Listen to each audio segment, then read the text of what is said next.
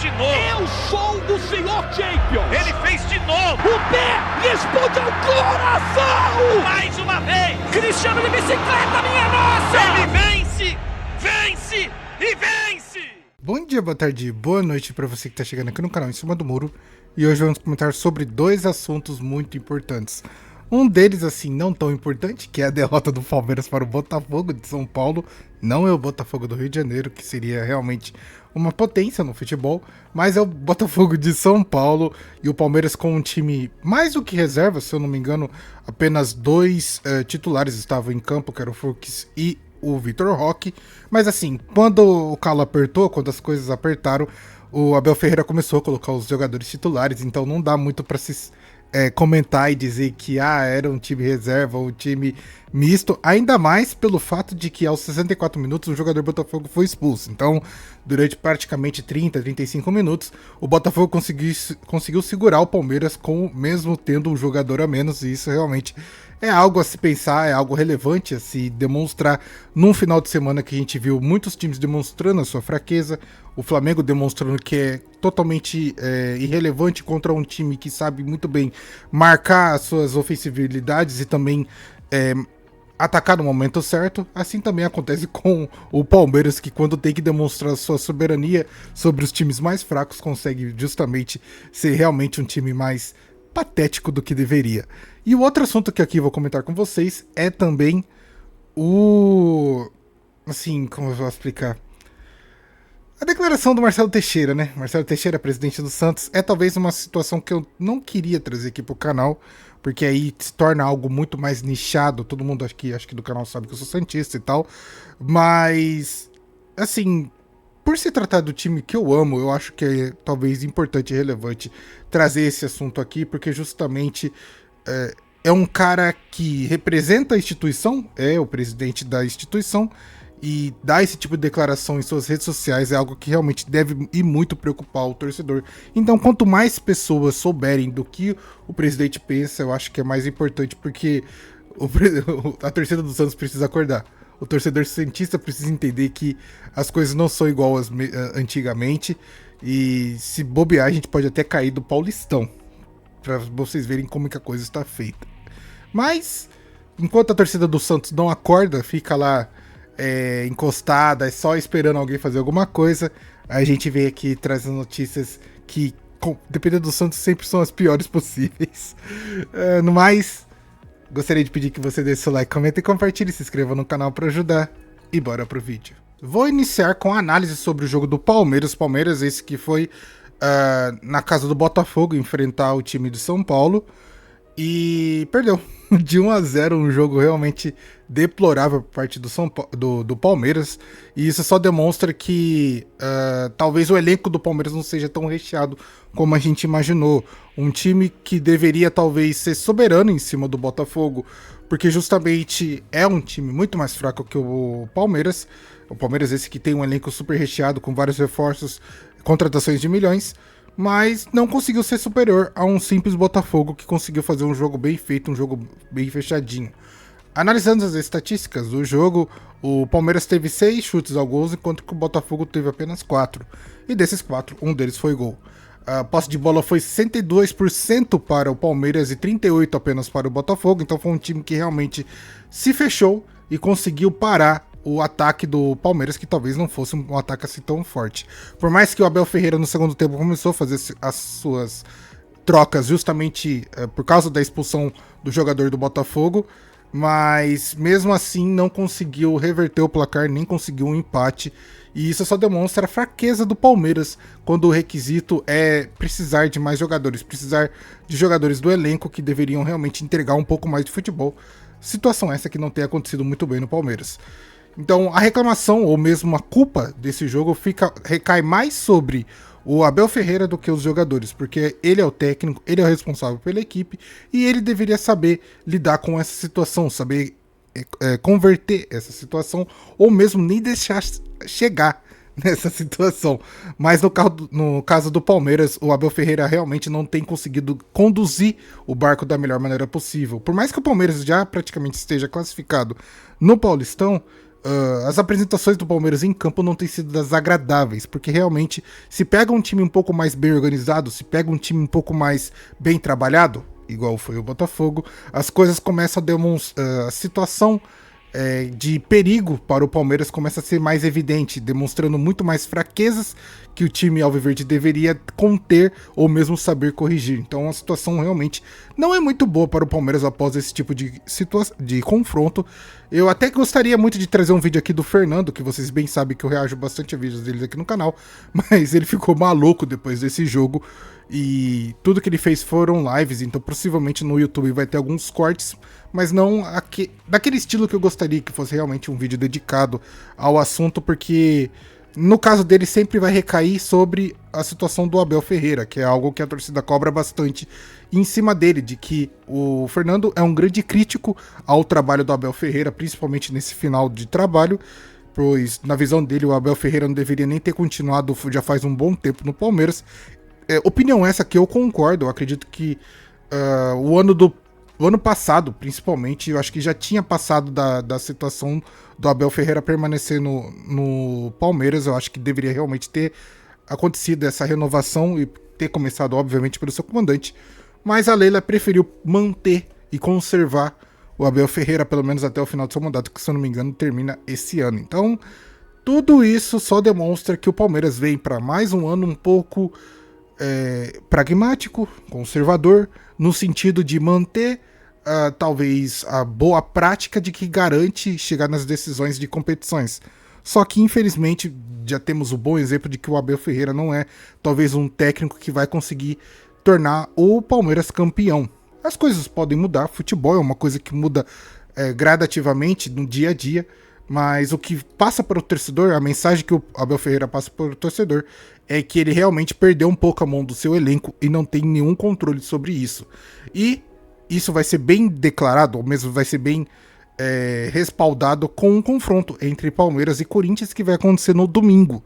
Então acho que os olhos de todos os torcedores estão sobre esse confronto, porque justamente se o Palmeiras perde mais um confronto para o Corinthians, além de você dar um grande ânimo para o seu rival, que no caso é o Corinthians, você vai determinar mesmo ou sacramentar que o seu trabalho é muito falho e muito precário, não conseguindo mais uma vez vencer o Corinthians nessa situação.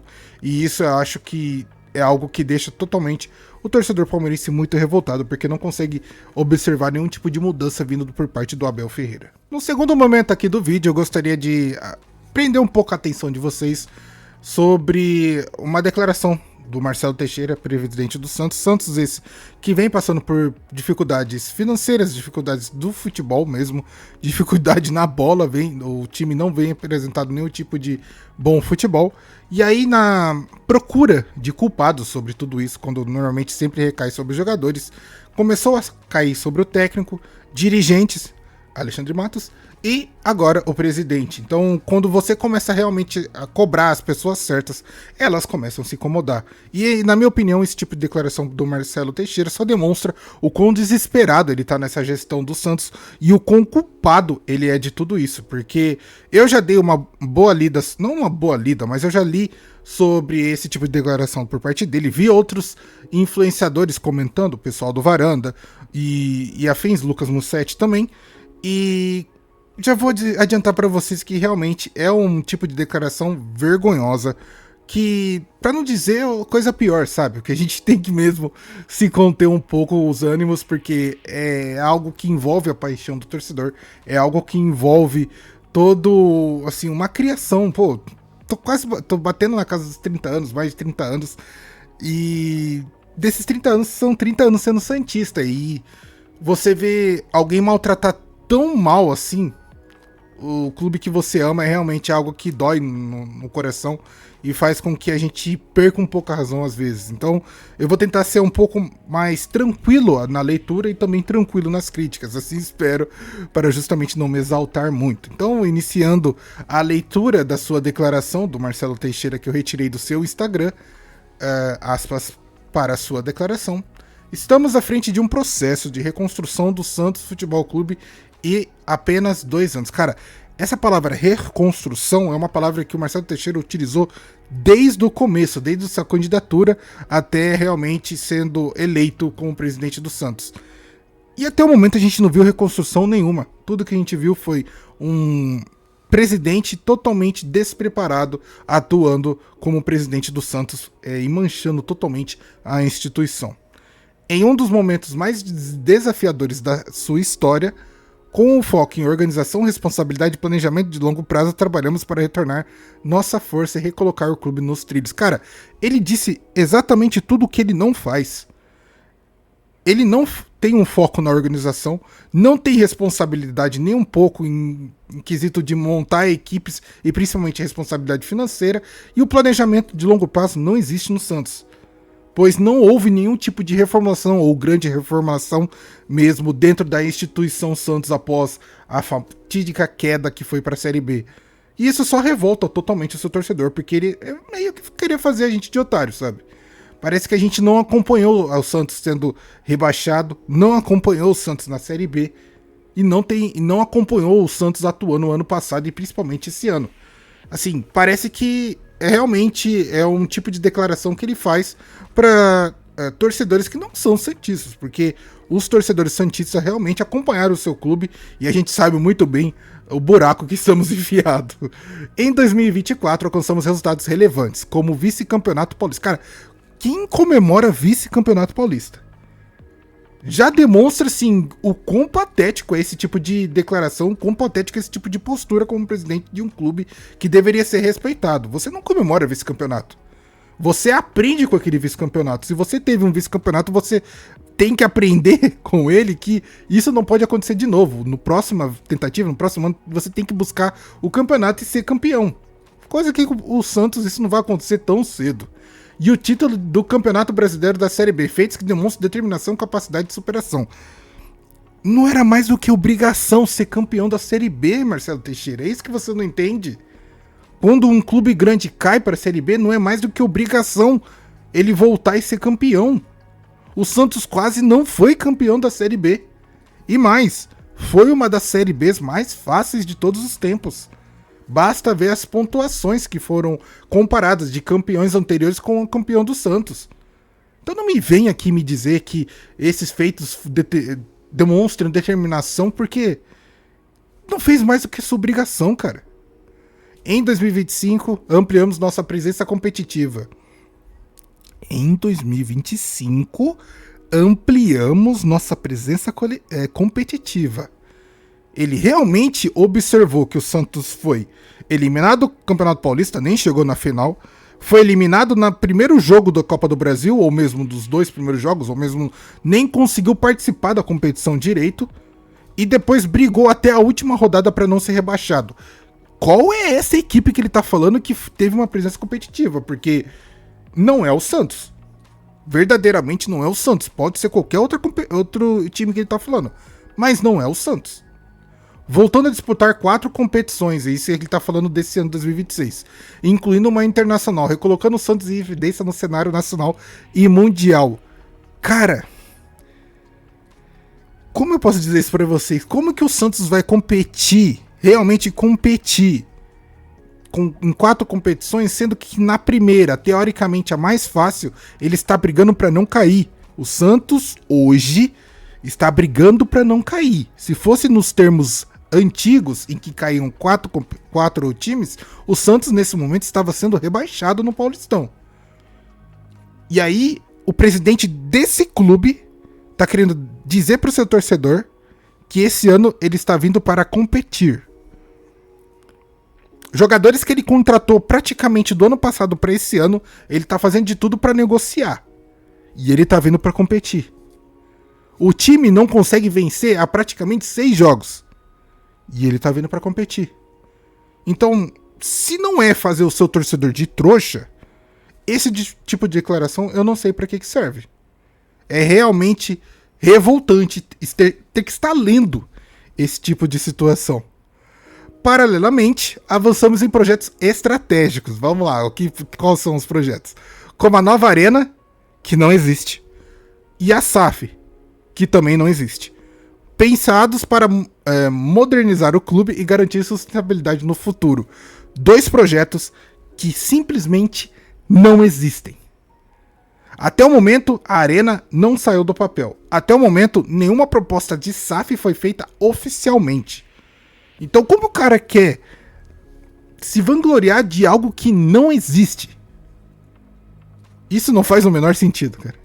E aí ele continua. Esses avanços naturalmente incomodam alguns que se aproveitam dos resultados iniciais da temporada de 2026 para tentar criar crises desinteressadas na concretização desse projeto. Cara, o seu time tá quase sendo rebaixado do Paulistão. E você vem querer colocar crises em aspas numa declaração? Que mundo você vive? Em 2025, você quase foi rebaixado, cara. Ficou isso aqui, ó, de ser rebaixado. Se não fosse o Neymar, o Santos hoje em 2026, estava atuando pela Série B de novo. E aí me veio o presidente desse clube, o presidente do clube que eu tenho aqui dentro do meu coração, dizer pra mim que as crises